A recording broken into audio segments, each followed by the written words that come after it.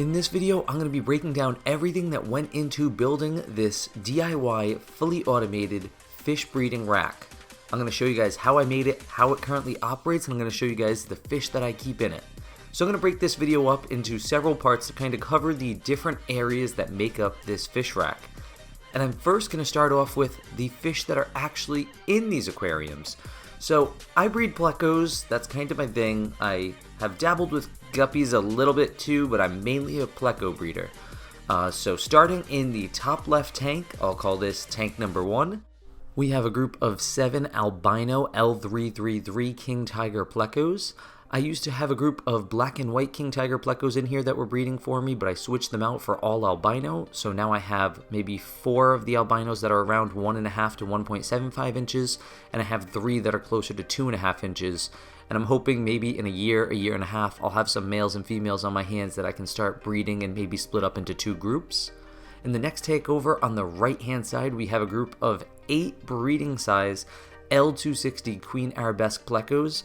I'm just waiting until they grow out a bit more so I can tell the males and females, and I can cut this group down to 2 males and 3 females and sell the extras. And in the third tank on the top row, I have the crown jewel of plecos, the ones that I just recently got this past month and I was looking forward to getting for years. A group of 4 L046 zebra plecos. I believe this group could be 2 males and 2 females. I'm still looking to add 1 more female to the group, but they're just about breeding size, so I'm super excited to finally have these in the fish room. Moving on to the tank below the zebra plecos, I have a pair of longfin green dragon bristlenose plecos that have spawned for me 2 times so far.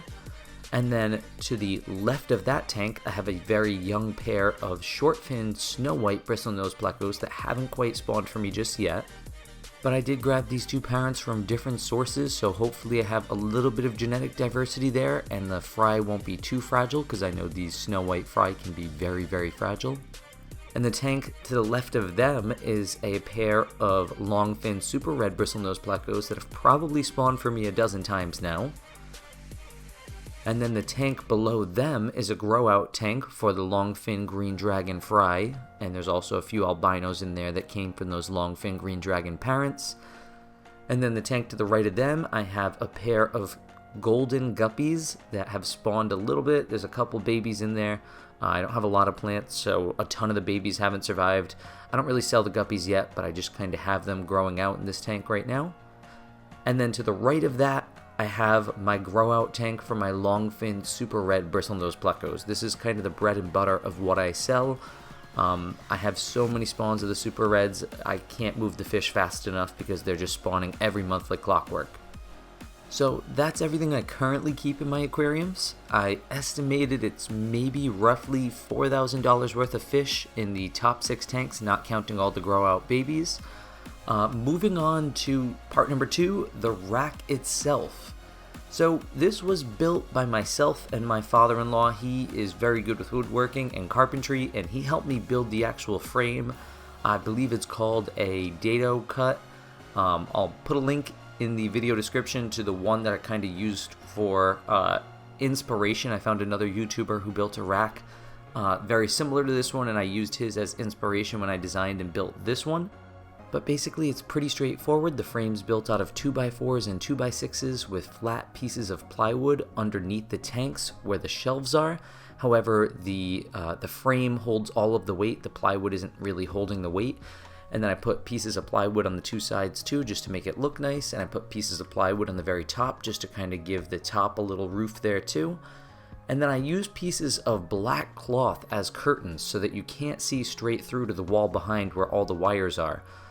This just kind of makes it look a little better. I use black thumbtacks too, so everything's just all black. It gives it that very clean look. And this is what it looked like when we were putting it all together. I decided to just use some cheap outdoor black paint. I forget if it was like latex or oil-based. The paint wasn't really too important to me because I almost never get the frame wet. I'm pretty neat when I work in the tanks, and I'm trying to stay out of the tanks as much as possible anyway. Because the more I leave the plecos alone, the better they feel comfortable and the more often they breed. So I'm not really splashing the frame a whole lot, so that the paint didn't matter too much to me. I just used 1 or 2 coats of a black outdoor rated paint. And then it just kind of sits on the floor. I didn't put anything underneath it besides that little waterproof rug, which I'll talk about later. And then in back, this whole system is mounted to the studs in the wall using 2 sections of 4x4s. Now, I probably should have mentioned this a lot earlier in the video, but if you're wondering, the tanks that are on this rack are 20-gallon longs. There's 9 of them. And there is 6.5 inches of clearance above the tank for me to work and open the lid on the bottom row and in the middle row, and then on the top row I have 5.5 inches of clearance. So not a ton, but I had to work with the low ceilings that I had down here. Moving on to topic number 3, the automated water change system. This is why I call this system kind of the ultimate automated fish rack, because all of the water changes are completely done without my effort at all. I don't even need to think about them. This system handles the water changes from start to finish, from adding the water to removing the water to filtering the water.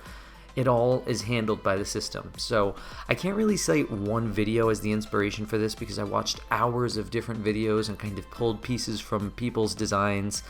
So I would just credit everybody on YouTube that's made an automated water change system video. But essentially, we start in the back here and we tee off from the main cold water line. And we have a little shut-off valve there in case I ever need to work on the system. I can shut the water off. And we go through one of these little filtration systems. You can pick these up on Amazon for relatively cheap. And that's intended to remove chlorine and sediment from the water. Then it goes through an orbit sprinkler valve that's controlled by this Rainbird controller here, irrigation controller that has a timer on it that opens and closes the valve at certain times of the day to let water through. Then it goes through a backflow preventer, and then it goes through a pressure regulator that keeps it at 25 psi, but I decided I wanted to go even lower than 25, so it goes through a second pressure regulator that brings it down to 15 psi. And then it comes over and it gets converted into drip irrigation line. And from there, I made my own kind of manifold to split up the drip irrigation line into 9 different lines. So to build this, I just took a section of drip irrigation line and cut it into a couple of pieces here and attached it to some T's using some high pressure clamps, the ones that have the little locking teeth. It's important to use those and not the little flimsy metal ones that do nothing. And I also used a tiny dab of pipe thread sealant that I just kind of applied with a Q-tip or a little toothpick to the edge of the T's where I was pushing in the drip irrigation line to just help make a solid connection there that never leaks at all, because I did have some problems where the little connections would leak. So I switched over to these high pressure clamps and I used the tiniest bit of pipe thread sealant and I don't have any more leaks. And the reason I built this whole manifold is because I tried using the ones they sell. They actually sell a manifold that has 9 outlets, and it's complete garbage. I used 2 or 3 of them. They all leaked like crazy. So you're better off just building your own, to be honest.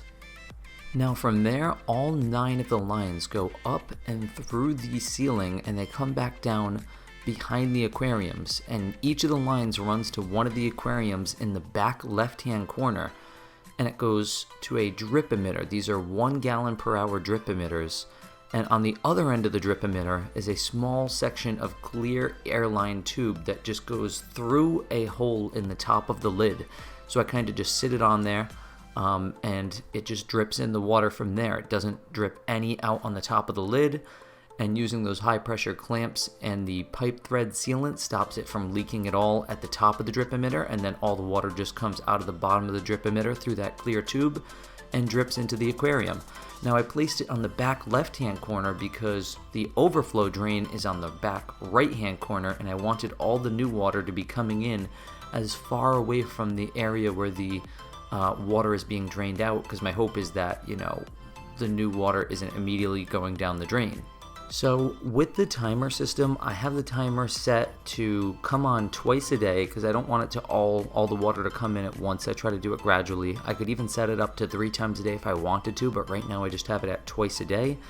And the way the math works out, I'm replacing around 70, maybe even 75% of the water a week.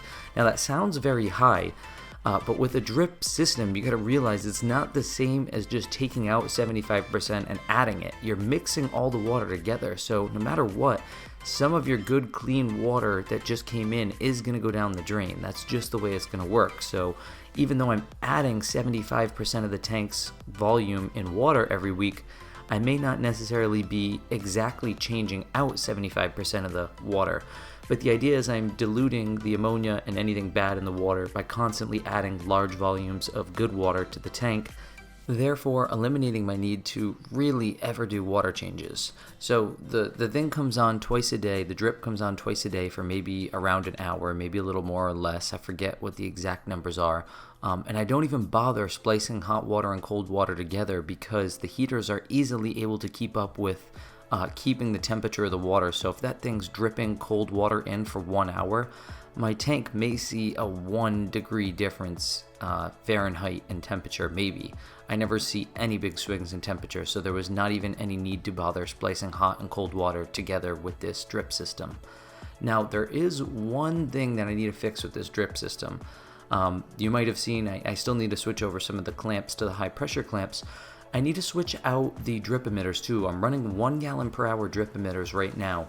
I need to up that to 2 gallon per hour drip emitters, and they have a special type of drip emitter I'm going to try out that are supposedly non-clogging drip emitters. My 1 gallon per hour drip emitters, even though I have a filter that's supposed to take out any sediment, some stuff still gets through, apparently, because I'm getting clogged drip emitters. Not fully clogged, I mean, water's still coming out of them, but it's clearly not 1 gallon per hour. It's maybe a fraction of that, maybe a quarter of a gallon per hour. Some of them, not all of them, some of them are still running optimally, but others I can tell are clogged. So I'm gonna, one, try upping the gallons per hour, and I would just cut the time that they're on in half, so I'd still be adding the same amount of water just in a shorter period of time. But by going to a higher capacity drip emitter, the idea is that the small hole inside the drip emitter is larger and less prone to clogging. And also I'm switching over to that new type of drip emitter that supposedly does not clog. So I'll probably do a video on that sometime in the near future, but that is the only change I need to make to the drip system right now. And a little tip too, if you're gonna run a drip system like this, I think it's best to have the 2 or 3 or however many times you have the system turning on and allowing water to pass through your sprinkler valve and actually enter the tanks. Have those times be times where you're most likely to be home. Because if something ever were to go wrong, if somehow one of the drip emitter lines was to get disconnected or there was a leak somewhere in back by the sprinkler valve, have the time set up while you're most likely to be home, because if you set up one of the drip times at 2 a.m. and something goes haywire, you have a pretty much 0% chance of noticing it, 0% chance of catching the error before it, causes a mess.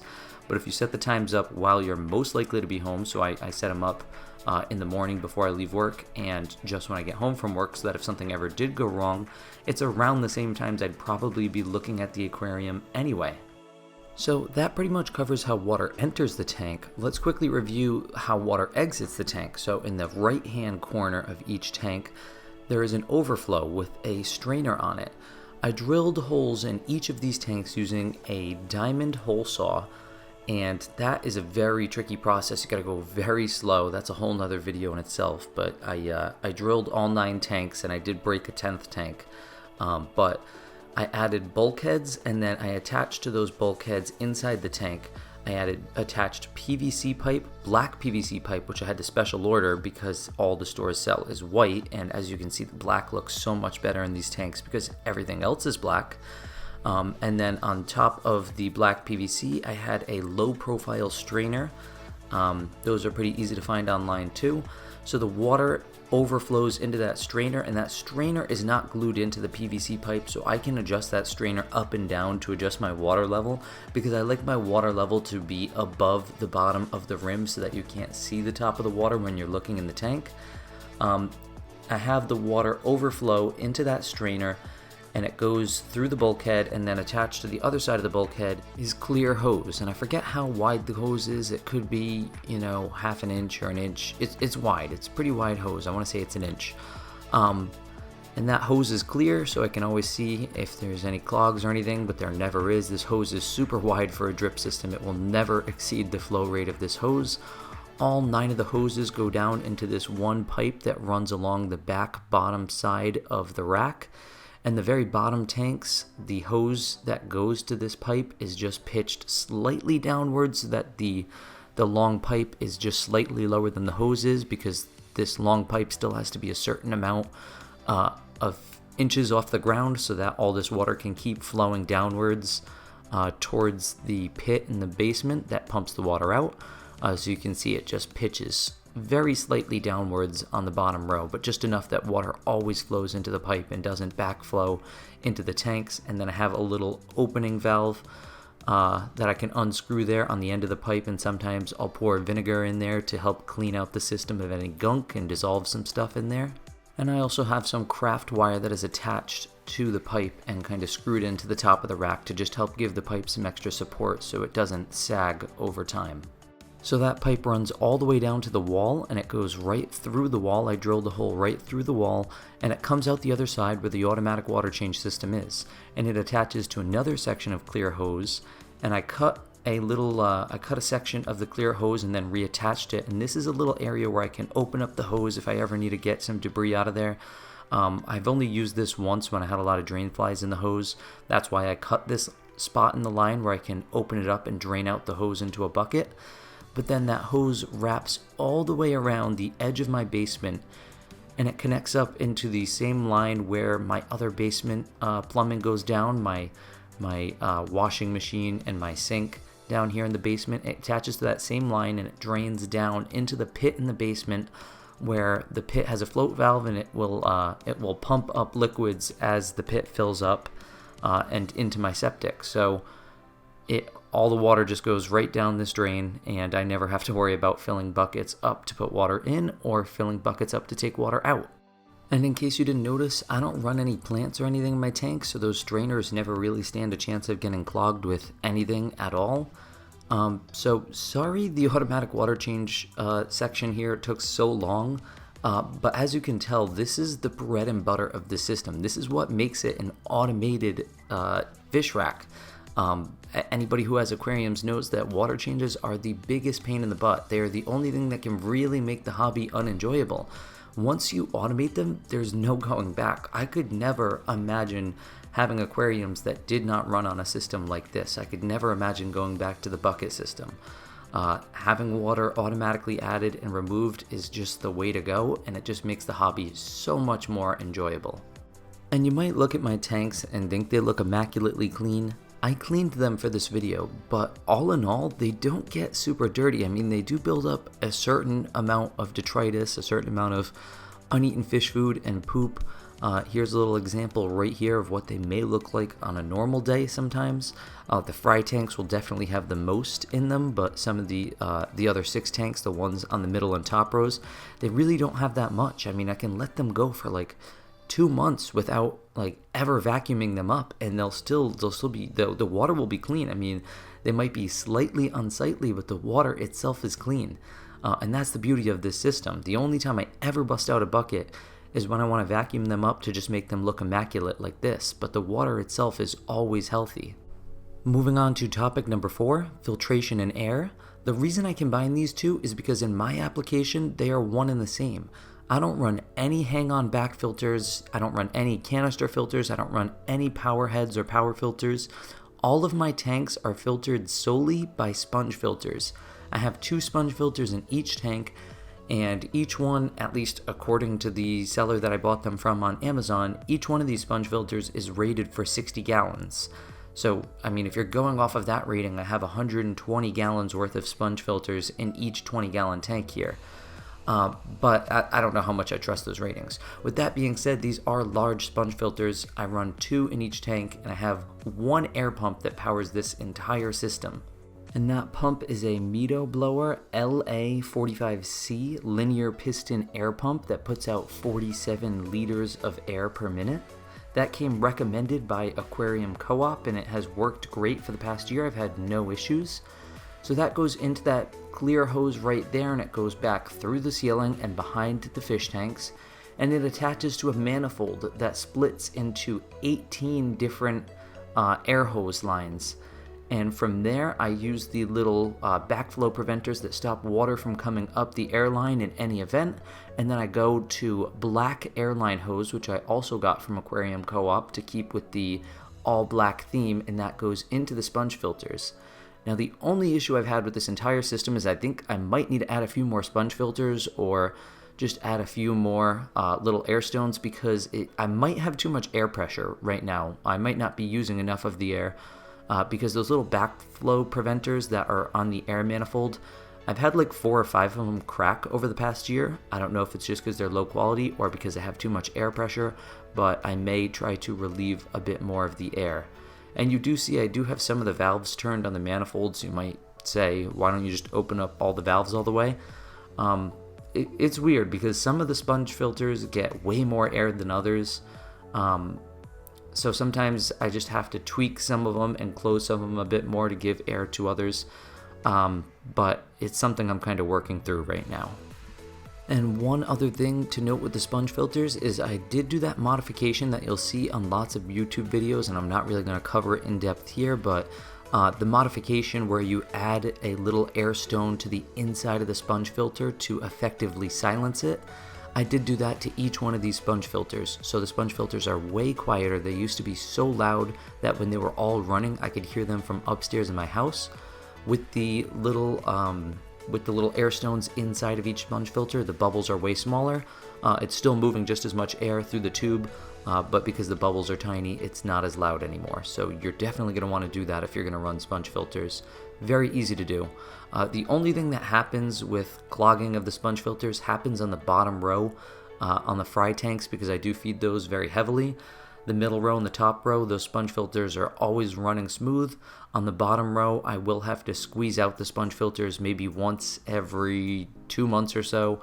They clog up kind of quick when I'm feeding that diet of green beans and a very large quantity of green beans in the fry tanks, but like I said, that automatic water change system kind of fixes all problems. So even if the sponge filters get kind of clogged up and gunked up with all of the extra fry poop and just uneaten green bean matter, the automatic water change system kind of just takes care of everything. And lastly, I do run that air pump 24/7, so those sponge filters always have air moving through them. It's definitely way cheaper on electricity to just run the one air pump for all the tanks as opposed to running 9 filters, 1 on each tank, if you're thinking about a canister or a hang-on back filter. And I'm completely opposed to doing a sump because I like each tank to be biologically separate so that disease can never spread. Moving on to topic number 5, heating. This one's pretty straightforward because this entire fish rack is in my finished basement in my man cave where I do lots of other stuff. I can't heat the entire space to a crisp 82 degrees. So what I do is I just run 9 separate heaters on the tanks. The middle row and the bottom row, which is pretty much all Ancestris and Guppies, those are on those little 50-watt heaters that you get from Petco that are preset to around 77, 78 degrees Fahrenheit. Never really have to do anything with those, you just set them and forget them. The top row of tanks, I have the Jaeger 75-watt heaters, and those are set to around 82 degrees. And then the tank with the zebras all the way to the right, I also have a temperature controller on there. Just because I like to give my zebras a little extra protection, and eventually when I do start hopefully having the zebras breed, I do want to have a little more precise control over their temperature to see if I can tweak the temperature every now and then to get them to spawn without having to stick my hand in the tank to constantly turn the dial up and down. But because those temperature controllers are like around $50, I think, I just bought one for the zebra tank for now. I'll probably end up buying one for the albino L333 tank as well as the L260 tank eventually. So these 9 heaters are basically the main power consumption in this whole setup. Because I don't have filters, these heaters are the only thing really eating up any electricity because I don't leave the lights on and the air pump doesn't take up too much electricity. So all of the heaters are plugged in behind the aquarium. There's a long, I believe it's 16 outlet power strip that all the heaters are plugged into. And then the thermometers that I use are the JW brand magnetic thermometers. And the little exterior magnet part, I spray painted all of those black to match with everything else. These are the best thermometers you can get in my opinion. I don't do any suction cups in the aquarium because they always fail. And I don't like the electric thermometers because you either have to keep them plugged in or you have to put batteries in them, unless you're using one of the little probes like the one that I had on the zebra tank where your thermometer is just part of your heat controller, then that's fine. I guess you wouldn't really need the magnetic thermometer, but I really like the magnetic thermometers because I can just quickly, at a glance, without even pressing a button or anything, see the temperature in all of my tanks. And the magnetic thermometers are another one of those things where it's like, set it and forget it. You put it in there and then you just never have to touch it again. And you probably noticed I just leave my heaters hanging in the tank. I don't use the suction cups to stick it to the side because, like I said, I hate suction cups in the aquarium. I can never get them to work. They always end up coming off. Moving on to topic number 6, the tanks, the lids, and the lights. I already mostly talked about the tank. They're 20-gallon longs that were drilled in the back with a diamond hole saw. Bulkheads were added to plumb them, but I did spray paint the back, the 2 sides, and the bottom surface of the tank with a flat black spray paint to give that cool background look that you see right there, that very clean black background look. That was with Rust-Oleum, and it was a flat black or a matte black, and I just kind of used some painter's tape on the trim, and I avoided painting on the front face of the tank. I used a little painter's tape on the edges so none of it would get on the front face of the tank.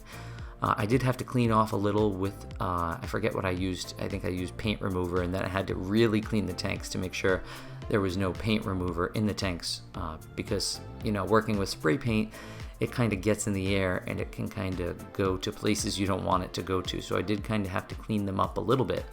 And I did buy all of these aquariums from Petco when they had their $1 per gallon sale. That's really the only way to do it. That's the best deal you can get on aquariums that I know of, unless you're buying them used. But I bought all of these new because I want to get the most life out of them, and I wanted them to be in the best condition possible for me to start out with. Moving on to the lids, I made them out of polycarbonate sheet that they sell at Lowe's. I'll put a link to that in the video description, and I'll see if I can find the video that I got the idea from as well. It didn't cost me that much. I had to use maybe 1 or 2 large polycarbonate sheets to make all of these lids. I basically just cut them out the exact size, the exact rectangular size of the top area of my tank that a lid would fit in, and then I cut it in half and then reattached it with a piece of clear tape, and that way I've made a hinge that opens and closes. And then I just kind of sat it on top of the tank, and I taped the back side of it, the side that's not going to be opening and closing. I taped that down to kind of give it some stability so that when I go to open it and close it, I don't end up accidentally pulling it off the tank. Because I'm not cleaning these often or ever really, because I don't have lights on and algae isn't growing, but I'll get to that in a second. So these kind of just stay in place. I'm not taking these on and off of the tanks. The little handle on the lid, they sell those little handles on Amazon. I'll see if I can find a link for that as well. And then I cut a little hole in the back left-hand corner that you guys already saw earlier. That's the hole that the drip emitter line goes through to let in new water. And then I cut another small rectangular hole in the back center, and that's where the heater line and the air lines go in and out of the tank. And then I closed up the excess space in that rectangular opening with a piece of sponge, and that's because I've battled drain flies before, so I don't like to have any space where drain flies can go in and out of my tanks. The lid makes a perfect seal over the top of my tank, and then that sponge stops anything from coming in and out. Besides air. Air can get through the sponge, but the idea is that the drain flies hopefully can't figure out how to get through that sponge and into the tank. Moving on to the lights, I use 9 Aquani 30-inch to 38-inch LED lights that just sit on top of the tanks, and they're all plugged in to one power strip in back that is plugged into a switch, so I can easily switch all of the lights on and off, and I leave the lights off pretty much 24/7. So you heard me mention a couple times in this video how I don't have algae and I don't have plants. I don't have plants because I just choose not to. It's not really giving any advantage to my breeding operation to have plants. And I don't have any algae growth because I leave the lights off pretty much 24/7. The only time I turn the lights on is when I have company over. I'll turn the lights on if we're hanging out down in the basement so people can see the fish. Or I might turn the lights on for a few minutes before I feed them so I can see them. But other than that, the lights are off all day long. So I'm saving electricity there, and I'm also preventing any potential algae from growing in these tanks. And that switch for all 9 lights is right there on the end of this long power strip. That switch goes into the other power strip that has all 9 of them plugged in, and it kind of sits on top of the long power strip. So that's the lights. I just choose those lights because they're $28 each. They're some of the cheapest ones you can buy, and I've had good success with them so far. So that's pretty straightforward and simple. Moving on to topic number 7. This is going to be the final topic, and this one's going to be titled Miscellaneous. This is just a few random things I also wanted to point out about my whole setup and how I run things. Underneath the entire fish rack, I have a rug that maybe extends out about a foot in front of the fish rack as well. This rug has a rubber lining on the bottom, so any water that does manage to accidentally splash onto the rug will not get through to the floor. So my floor stays in good condition and there's not always some damp rug or a damp spot under the rug. But like I said, I don't splash outside of the tank too much. I'm usually pretty neat in that regard. On the wall right next to the tank, you might have seen this little, almost like a ship steering wheel. This is an atmospheric pressure, I believe they call it a weather station. It has a barometer for the atmospheric pressure. It has something for the humidity and something for the temperature. I just use this one for the barometer so I can see the atmospheric pressure, because anybody that breeds plecos, and it probably applies to other fish too, knows that they do enjoy breeding when the pressure rapidly drops, usually during thunderstorms. You might have also noticed each tank has a piece of wood in it. Almost all of them are Malaysian driftwood besides the very center tank, which is a piece of spider wood. And I try to pick pieces and display them in a way to make them almost look like works of art. I kind of artfully place them in the tank to make the tank it's not only serving the purpose of breeding, but it's something aesthetically pleasing to look at, especially that center tank with the spider wood. I really like that piece of wood a lot. But besides the visual aspect, many pleco species also gnaw on driftwood as part of their diet, and they do just like it as an extra hiding spot in the tank. I also keep a small stepping stool to the left-hand side of the fish rack, and this just helps me when I need to work in the tanks on the top row. I like to get up on the stepping stool because it'll help me reach the very bottom of those tanks. I'm only 5'8", I'm not a super tall guy, so that definitely helps me out. And then you might have seen earlier, I have some storage in the back here. I have a rack, and then I have a shelf, and I have another set of shelves that's mounted to the wall to store some of my food and my other fish supplies. You'll see on the top shelf there a box of caves. I get my caves from all sorts of places, from eBay. I got a lot of great caves from Pleco Ceramics. Shout out to them, they make really awesome stuff. I try to use a wide assortment of different shapes and sizes of caves to fit every different species and age of Pleco that I have. And one more little thing I wanted to show you, I'll use these little floating breeder boxes that you buy at Petco. I think they're kind of designed for guppies because they come with a little splitter and a little tray at the bottom that fry can fall through, but I take the tray and the splitter out and I just use the whole thing. I'll use these for plecos a lot when the fry have hatched in the cave. On the first or second day after they've hatched, I'll swish water in and out of the cave to get all the fry into this little box. And that just makes it easier for me to transport all the fry when they do have a good size to one of the tanks down below, instead of having to vacuum them out once they leave the cave. I like these floating breeder boxes because they're just so easy. You just drop them in and you pull them out. You don't need to, use magnets or hang it outside of the tank with an air line. It's just the easiest breeder box that I've seen. So anyways, I really didn't expect this video to go past 30 minutes. I thought it was going to be like 15. I'm going to put the timestamps in the video description, although chances are if you've watched this far, it's probably not going to be too much use to you. But thank you guys all for watching. I think I covered everything in my tank from top to bottom in the entire fish rack. So if you guys think I left anything out and you have any questions at all, please leave them in the comments down below. And if you want to see lots of great content just like this, hit the subscribe button. And as always, thank you for watching.